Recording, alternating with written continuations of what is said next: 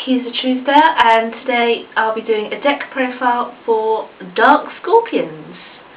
This is an older deck that isn't really used but can be made playable, and is also a good deck for beginners. First of all, we've got two Dark Scorpion burglars. This card's good because it's able to be searched by Mina the Thorn. Also, when it does battle damage, it makes your opponent send one spell card from their deck to the graveyard, and that can be anything from a deck specific spell card or something as powerful as Monster Reborn. So we've got double Don Zulu. He's the biggest level 4 in the deck. He makes your opponent, when he does battle damage, he sends cards from the hand to the graveyard. You could also use his other effect, which sends cards from the deck to the graveyard.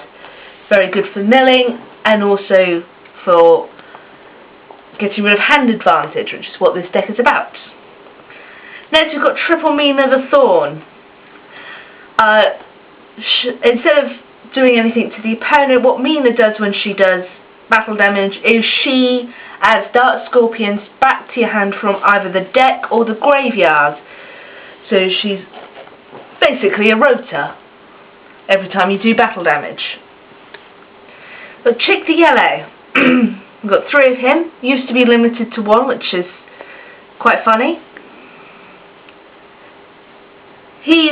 When he does battle damage, he can return any card from the field to the hand. And that doesn't just include your opponent's cards, it also includes yours if you want something back in your hand. You can also look at the top cards of your opponent's deck, and either you could put it back on the top of the deck or to the bottom of the deck. This is quite good for being able to see more of your opponent's deck than you otherwise would.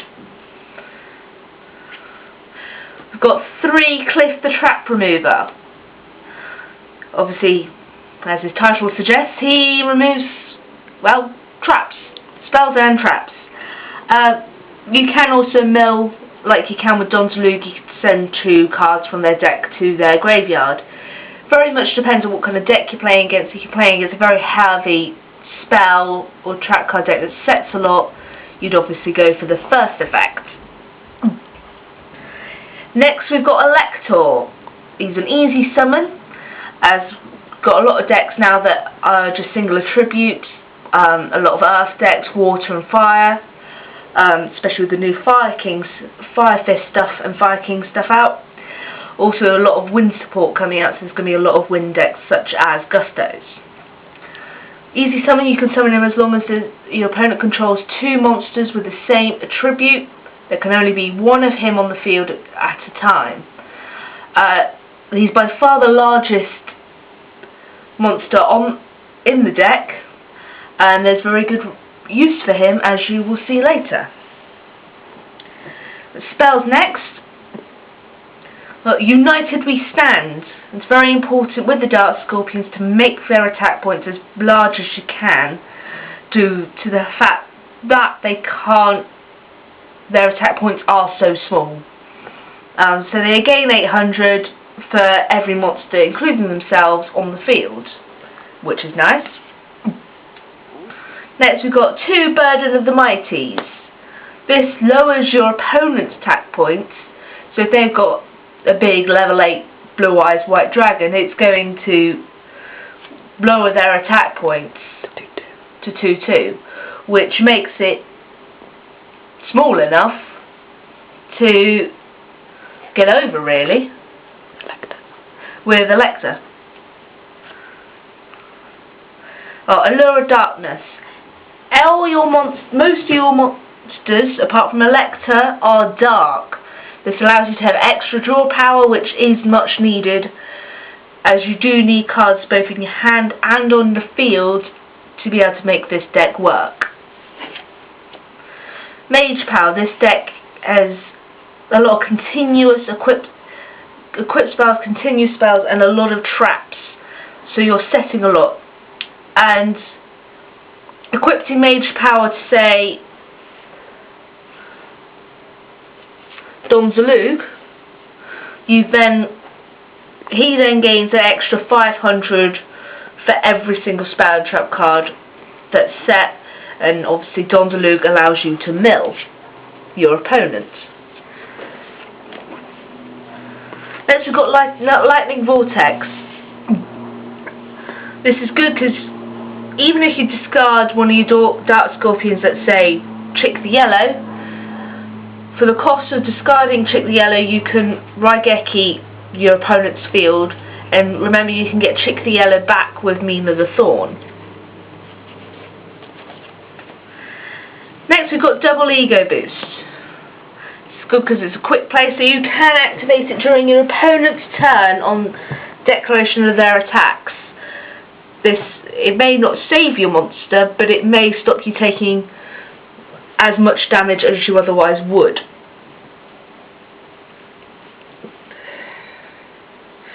Blustering wins. Attack and defense point increase not only in your turn but your opponent's turn as well, as this effect doesn't go away until your next standby phase, so you can activate it during your turn, targeting, let's say, Cliff. You can attack with Cliff, remove a trap. Next turn, during their turn, he's still getting that attack increase, that 1000. So he's on 2-2, and then it's not until your next standby phase that he will go down in attack points. Next we've got Rota, for obvious reasons. All the Dark Scorpions and Donzalug and the Dark Scorpions are all warrior type, and they're all level 4 or lower.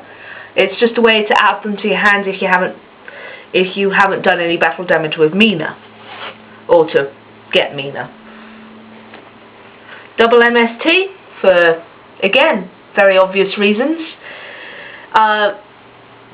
You want MST to get rid of your opponent's back row. Obviously you have got things that remove it, it's just quite standard to run MST nowadays. Double Seal of Orichalcos. This deck runs no extra deck. Seal works it's also a very difficult card to get rid of. You have Seal out, Alector, let's say Mina and Chick. They've all gained attack increase from Seal, but your opponent can only run into the Elector, and so Chick the Yellow and Mina are safe, which is a good thing as they both have effects that you want to use.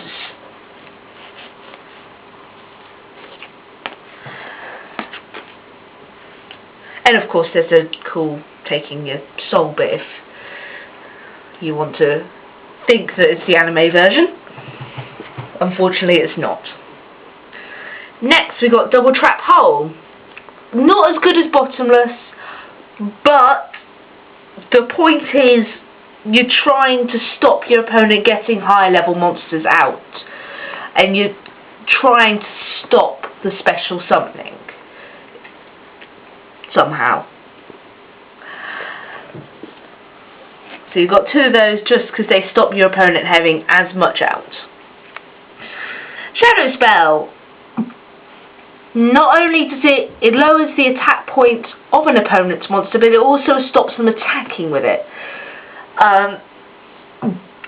Which is very good if they've got a large monster out, you don't want them to, and you've got no way of getting over it. You can activate this, lower its attack point, and stop it attacking.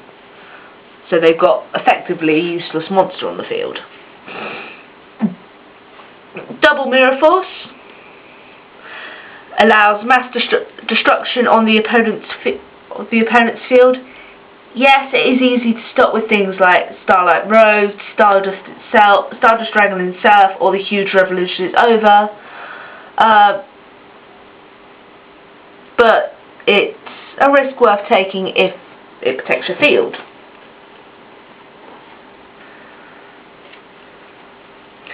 Draining Shield. gaining life points from your opponent's attack is a good thing. Not really a card we see very much anymore, so it's nice to use it every now and again. Triplewabaque. This deck is slower than most normal decks that we see nowadays, so Wabaque just stops you taking that damage and allows time for the deck for you to start milling the opponent and also getting rid of things from their hands. And last but certainly not least, double threatening roar. Stops your opponent declaring attacks with any monsters that turn, so they have to. So if you activate it during their main phase, they cannot activate, go into their battle phase. Right, that's the end of the Dark Scorpion deck profile. Goodbye.